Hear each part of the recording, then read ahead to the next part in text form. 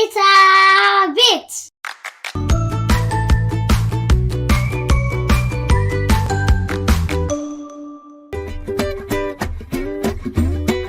ከዮዮ ጋር ጉብኝት ክፍል 4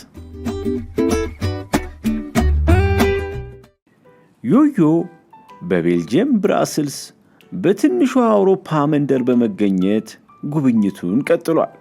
ሁለት ፈረሰኞች በድሮ ጊዜ እንዴት እንደሚዋጉ እየተመለከተ ነው።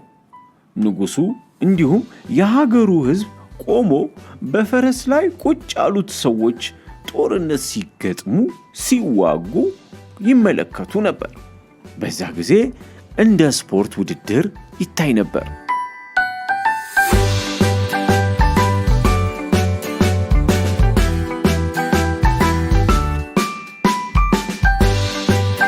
በዚህ ህንፃ ውስጥ ያለችው አንድ ሴት ድራጎኖቹ ከሚተፉት እሳት ሳትቃጠል በቶሎ መውጣት አለባት። በመሰላሉ ላይ በቶሎ በመውጣት ማዳን ይኖርባቸዋል። ታዲያ እሷን ከእሳት ውስጥ የሚያወጣትን ሰው ወደ ላይ በቶሎ እንዲወጣ እነ ህሊናና ዲና ቶሎ ማሽከርከር አለባቸው።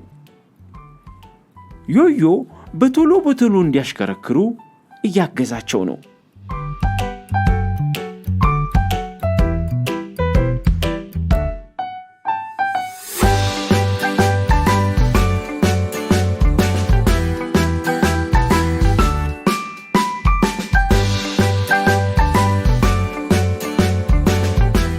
ይህ በስፔን ሀገር የሚካሄድ ባህላዊ ስፖርት ነው።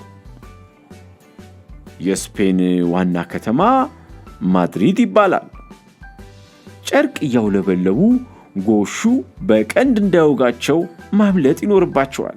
ብዙ ህዝብም በስታዲየሙ በመገኘት ይመለከታል።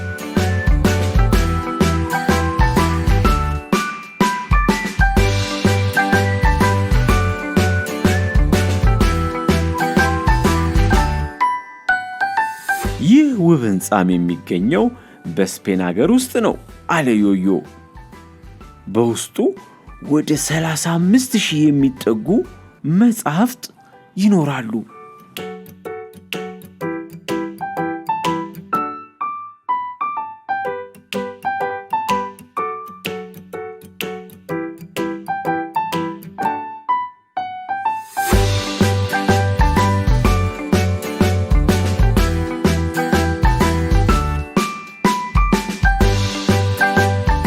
ዮዮ የእሳት አደጋ መርከቦችን ተመለከተ። የተለያዩ ዕቃዎችና ነዳጅ እንዲሁም ኬሚካል የሚራገፉበት ወደብ ላይ እሳት በድንገት ቢነሳ የእሳት ማጥፊያ መርከቦቹ በፍጥነት በመገኘት እሳቱን ያጠፉታል። እሳቱን እንዴት እንደሚያጠፉ ዮዮ ቆሞ ተመለከተ።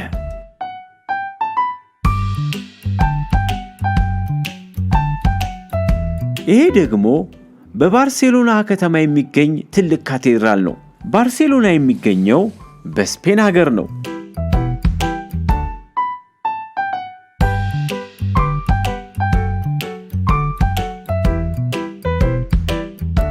እነ ዮዮ መርከብ እንዴት እንደሚነዳ እየተለማመዱ ነው። አሁን እንዴት መርከቡን መንዳት እንደሚችሉ ተለማምደዋል።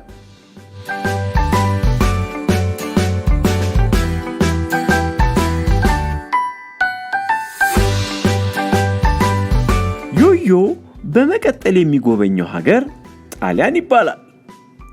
የጣሊያን ዋና ከተማ ሮም ነው። ይህ እሳተ ጎመራ በጣሊያን ውስጥ የሚገኝ ነው። እሳተ ጎመራ እኮ በጣም አደገኛ ስለሆነ እንዳያቃጥለን መራቅ አለብን አለ ዮዮ።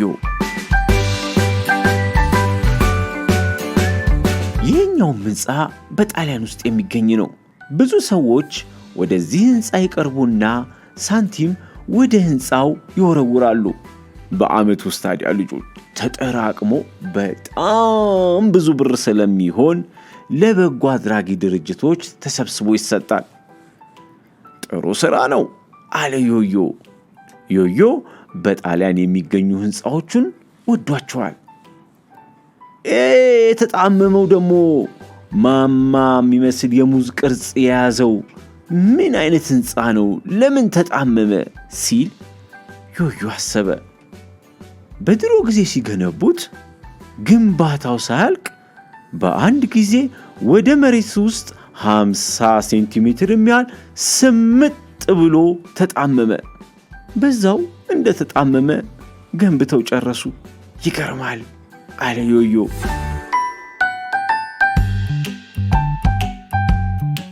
ዮዮ በመቀጠል የሚጎበኘው ሀገር ደግሞ ጀርመን ነው። የጀርመን ዋና ከተማ በርሊን ይባላል።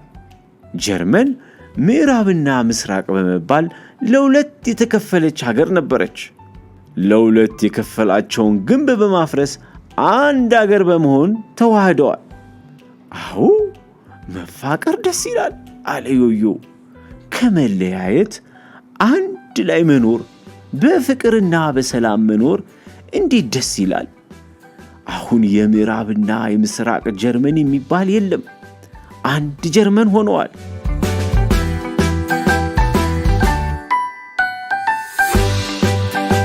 የጀርመን አየር መንገድ ሉፍታንዛ ይባላል።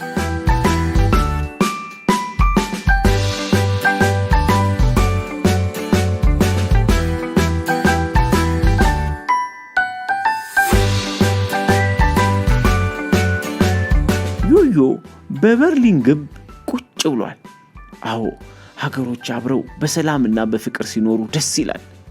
የለያያቸው ግንብ እንዴት እንዳፈረሱት ዮዮ ቆሞ በድጋሚ እየተመለከተ በአንድነትና በፍቅር በሰላም መኖር በጣም አስፈላጊ ነው አለ።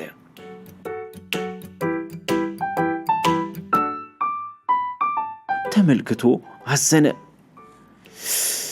የአውሮፕላን አደጋ እኮ በጣም አስከፊ ነው አለ ዮዮ።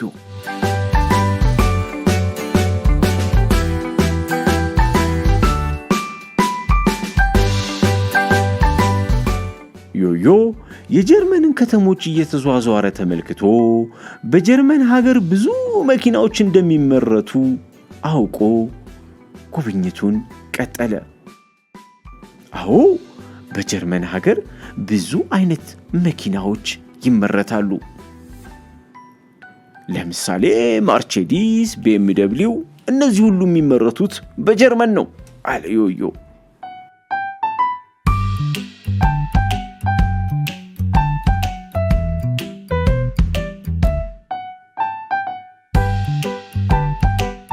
ዮዮ ሌሎች የአውሮፓ ሀገሮችን ጎብኝቶ ስለ ሀገራቱ ታሪክ ብዙ ዕውቀት አግኝቶ ደስ ብሎት በስተመጨረሻም ወደ ጠፈር የምትሄደውን መንኮራኩር ተመልክቶ የግሪክ ሀገርን ጎብኝቶ ጥሩ ቀን አሳልፎ ወደ ቤቱ ሄደ።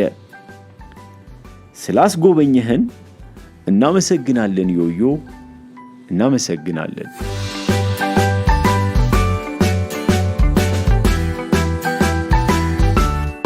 የኔታ ቤት የዩቲዩብ ቻናላችንን ሰብስክራይብ ያድርጉ።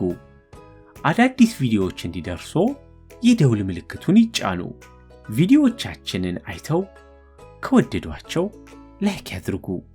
የኔታ ቤት የልጆቻችን ቤት። የኔታ ቤት